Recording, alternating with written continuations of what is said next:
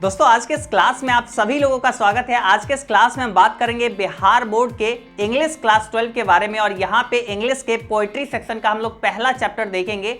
जैसे कि आपको पता होगा इंग्लिश क्लास 12 का जो है दो पार्ट में डिवाइड किया गया है। सबसे पहला प्रोज सेक्शन और दूसरा पोएट्री सेक्शन। प्रोज सेक्शन के हम लोग सारे चैप्टर्स को देख चुके हैं। पोएट्री सेक्शन का आज यहाँ पे पहला चैप्टर से हम लोग शुरुआत कर रहे हैं, तो आपको बहुत अच्छे से आज आपको समझ में आने वाली है समरी, सारांश। और पहला जो चैप्टर है उसका नाम है sweetest love I do not गो। इस चैप्टर को लिखे हैं जॉर्डन जी और यहाँ पे हम लोग सारांश समझेंगे और इस तरीके से समझेंगे। एक तरफ इंग्लिश रहेगा, दूसरी तरफ हिंदी में लिखा रहेगा, तो मतलब हर चीज आपको क्रिस्टल क्लियर, एक एक वर्ड आपको समझ में आ जाने वाली है। सबसे बड़ी जो डर होती है ना इंग्लिश में कि नहीं समझ में आने का, वो डर तो देखो एक तो श्योर बात है कि ये खत्म हो जाने वाली है। आज के इस क्लास को जब आप देखोगे तभी आपको क्लियर ये हो पाएगा।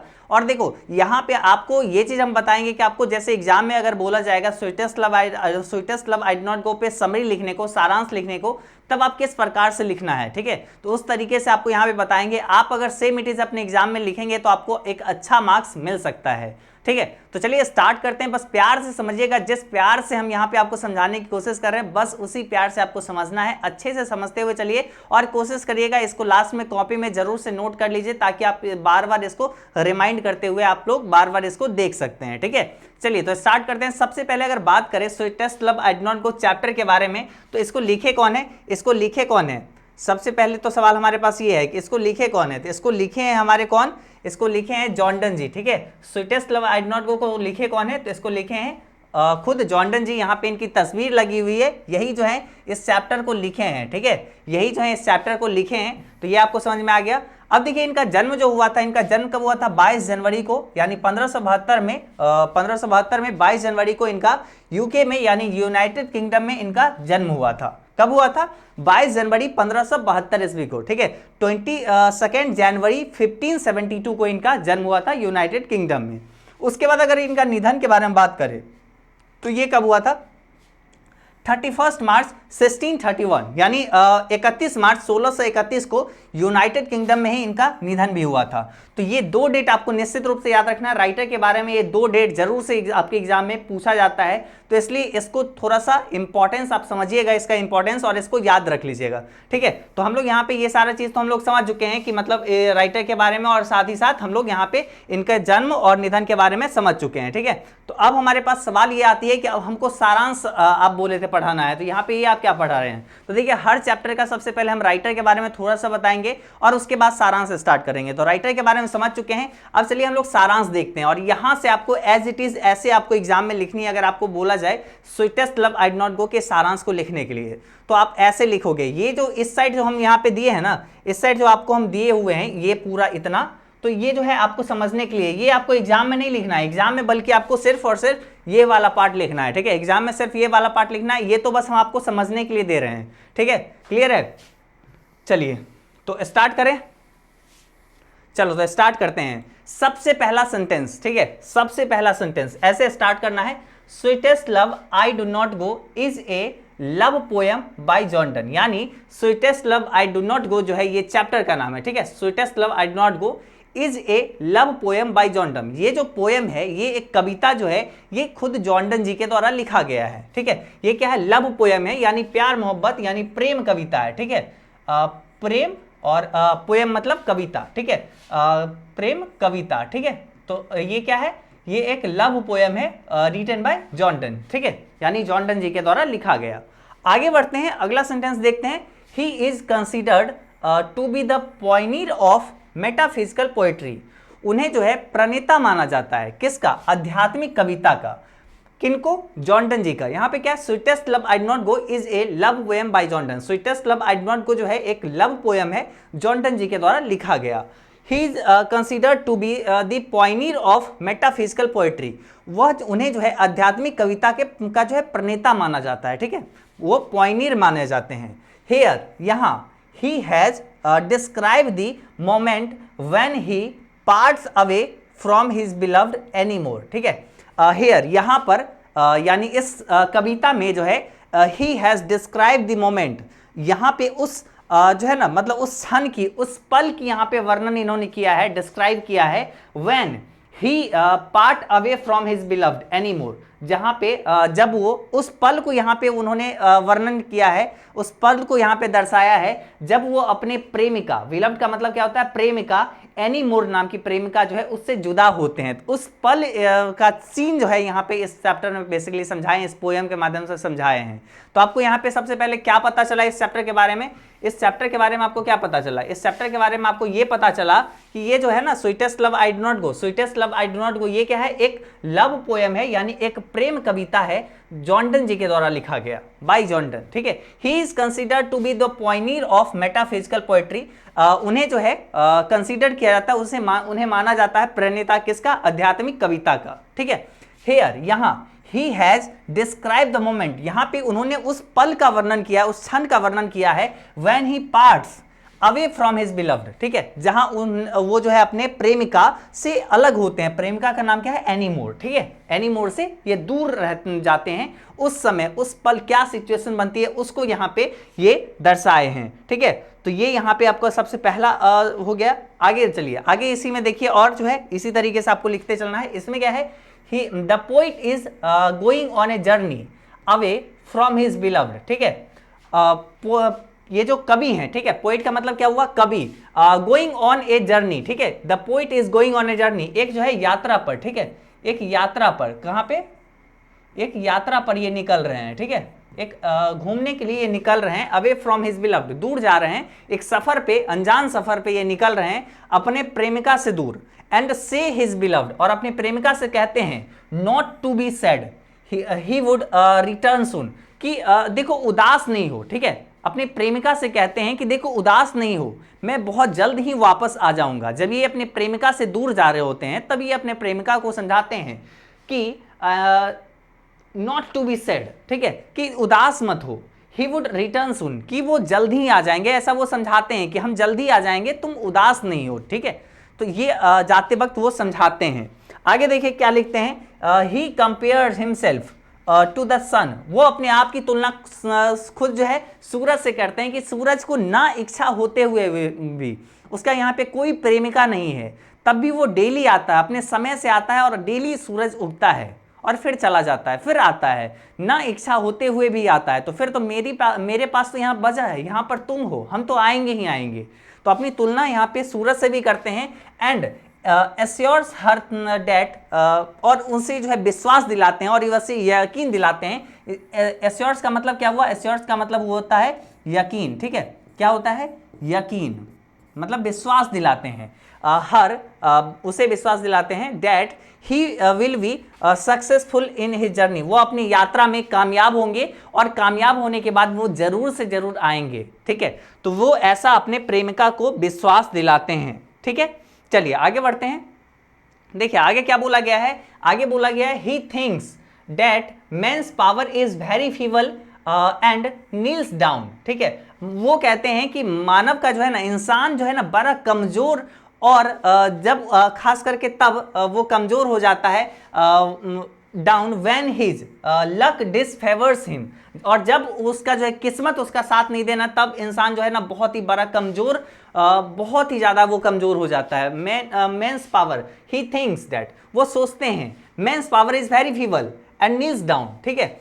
मेंस पावर जो है ना वो मतलब इंसान की जो ना ताकत है वो बहुत ही, इंसान बड़ा कमजोर है, और तब specially Niels down when his luck disfavour, और तब तो वो घुटने टेक देता है जब उसका जो है किस्मत उसका साथ नहीं दे, तब तो वो घुटने टेक देता है जब उसका किस्मत उसका साथ नहीं दे।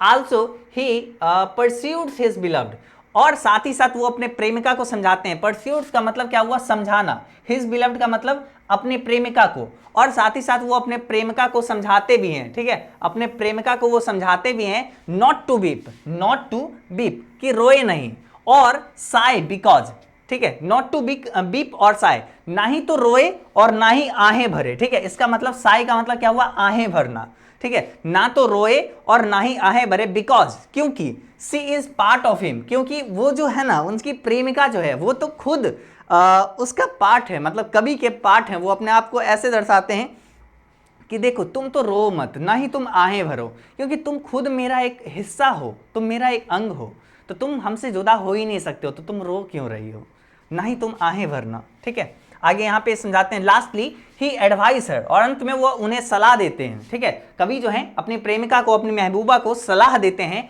डेट कि व्हेन यू रिमेंबर मी, जब तुम मुझे याद करो, जब तुम मुझे याद करो, जस्ट फील, महसूस करना, जस्ट तुम महसूस करना, वी आर टर्न असाइड, कि हम एक दूसरे की तरफ घूम के लेटे हुए हैं, ठीक है। And that A true lover never part away, और एक बात की ट्रू लवर, जो एक सच्चे प्रेमी होते हैं वो कभी जुदा नहीं होते। तो ये भी बात तुम हमेशा याद रखना कि एक सच्चा प्रेमी जो होता है ना, वो कभी भी जुदा नहीं होता एक दूसरे से। तो ये भी बात तुम्हें याद रखना होगा। तो वो अपनी महबूबा से ऐसे ऐसे समझाते हैं कि हम जब जा रहे हैं तो ना ही तुम रोना, ना ही तुम आहें भरना, ठीक है। चलिए आगे बढ़ते हैं, ठीक है, आगे बढ़ते हैं। और यहां पे क्या बोला गया है, आगे यहां पे बोला गया है कि लास्टली आपको ये फाइनली लिखना ही है, ठीक है।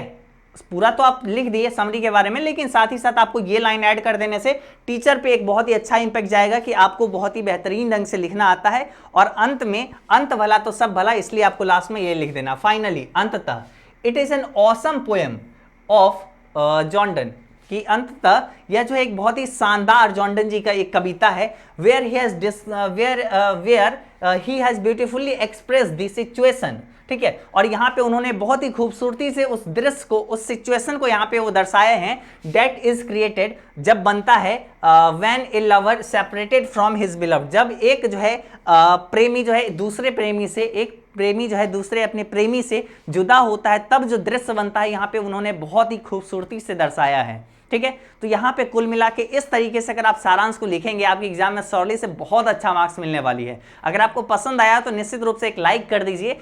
अब जो है यहाँ पे अब हमें समय दीजिए और हम जो है अपने लैंग्वेज में, ठीक है, अब जो है हम अपने लैंग्वेज में, अपनी भाषा में आपको समझाने की पूरी कोशिश करते हैं कि इस चैप्टर को, बेसिकली इस चैप्टर में क्या बोला गया है, ठीक है।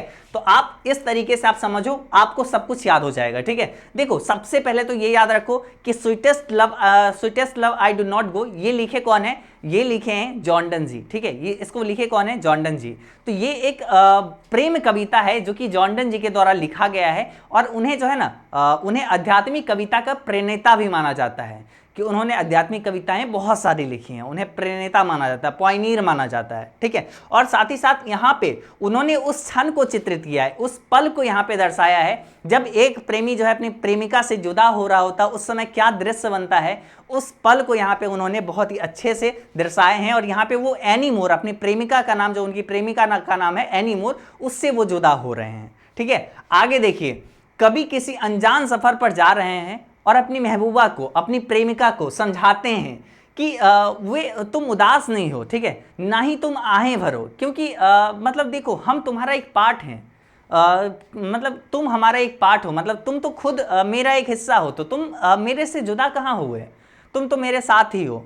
तो तुम कभी उदास मत हो और ना ही कभी आहें भरो। और जब भी तुम्हें हमारी याद आए ना, जब भी तुम्हें कभी हमारी याद आए, तो बस तुम ये सोचना कि मतलब तुम मतलब एक हम दोनों जो है सोए हुए हैं, और तुम इस तरफ घूम के और हम इस तरफ घूम के, हम लोग टर्न असाइड हैं, दोनों हम लोग एक दूसरे के तरफ दूसरे तरफ घूम के सोए हुए हैं, हम तुम्हारे पास में ही हैं, ठीक है। और जो है साथ ही साथ वो अपनी तुलना जो है सूरज से करते हैं कि देखो जब सूरज को इच्छा ना रहते हुए भी वो जब आता है, तो फिर तो हमारे पास वजह है, हमारे पास तुम हो, और हम तुम्हारे पास तो जल्दी लौट आएंगे, और हम जो है इस यात्रा में, इस सफ़र में ज़रूर से कामयाब होंगे।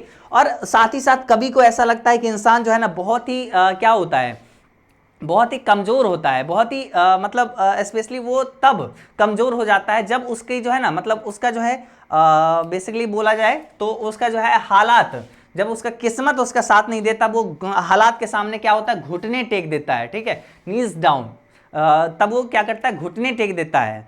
और यहाँ पे साथ ही साथ अपनी महबूबा को समझाते हैं कि ना ही तुम रो, ना ही तुम आहें भरो, not to weep not to sigh, ना ही तुमको रो, ना ही तुम आहें भरो, क्योंकि हम तुम्हारे, मतलब तुम हमारे क्या एक पार्ट हो, तुम हमारे एक हिस्सा हो। आखिर में महबूबा को सलाह देते हैं कि जब तुम्हें मेरी याद आए तो महसूस करना कि हम तुम्हारे ही साथ दूसरी तरफ घूमकर लेटा हैं, ठीक है, लेटा हुआ हूँ। आगे देखिए, और यह भी कि एक सच्चा प्रेमी कभी एक दूसरे से जुदा नहीं होते हैं, दोनों एक दूसरे का पार्ट होते हैं, जैसे कृष्ण और राधे, ठीक है। तो ये यहाँ पे क्या है, एक मतलब बोल सकते हैं वो आप अपने आप को ऐसे दर्शाते हैं कि तुम तो मतलब खुद कृष्ण जी ऐसे ही बोलते हैं कि मतलब तुम तो मेरा एक हिस्सा हो, तुम हमसे जुदा कहाँ हो। तो बस वही चीज़ यहाँ पे कवि भी दर्शा रहे हैं उस सिचुएशन को, और साथ ही साथ अपनी महबूबा को वही चीज़ समझा रहे हैं। और अंत में हम लोग ये कह सकते हैं कि ये जॉर्डन जी के द्वारा लिखा गया एक बेहतरीन कविता है, बहुत ही शानदार उस सिचुएशन को यहाँ पे दर्शाए हैं, उस परिस्थिति, उस क्षण को यहाँ पे दर्शाए हैं, उस दृश्य को यहाँ पे दर्शाए हैं जब एक महबूबा जो है दूसरे से जुदा होता है, एक प्रेमी जो है अपनी प्रेमिका से जुदा हो रहा होता है, उस समय क्या सिचुएशन बनता है, क्या सैडनेस होती है, उस पल को यहाँ पे बहुत ही बेहतरीन ढंग से समझाए हैं। तो मेक श्योर आप लोग को ये बहुत अच्छे से समझ में आया होगा और हम कामयाब हुए होंगे आपको समझाने में। तो ये आप निश्चित रूप से हमें नीचे कमेंट करके बताइएगा कि आपको कितना यहाँ से समझ में आया, जो हम आपको बताए कि आपको समझ में आया। अगर एग्जाम में आपको बोला जाएगा तो क्या आप लिख पाओगे, है ना। तो इसी तरीके से आपको बेहतरीन और भी वीडियोस इस चैनल पे मिलते रहेंगे। बस आपको क्या करना है, चैनल को सब्सक्राइब कर लेना है और इस वीडियो को निश्चित रूप से लाइक कर लीजिएगा। पहला वीडियो है इस आपके इंग्लिश 100 मार्क्स के पोएट्री सेक्शन का, तो निश्चित रूप से आप इस तरीके से देखते चलिए और आपका पूरा इंग्लिश अच्छे तरीके से हम कंप्लीट करवा देंगे, ठीक है। और बाकी जो है डिस्क्रिप्शन में हम लिंक दे दिए हैं, और सारे चैप्टर्स अगर आपको देखना है डिस्क्रिप्शन में लिंक है, आप जाके आराम से एक एक करके वीडियोस देखना शुरू करिए। चलिए, तो आज के इस क्लास में बस इतना ही। Tata, bye bye.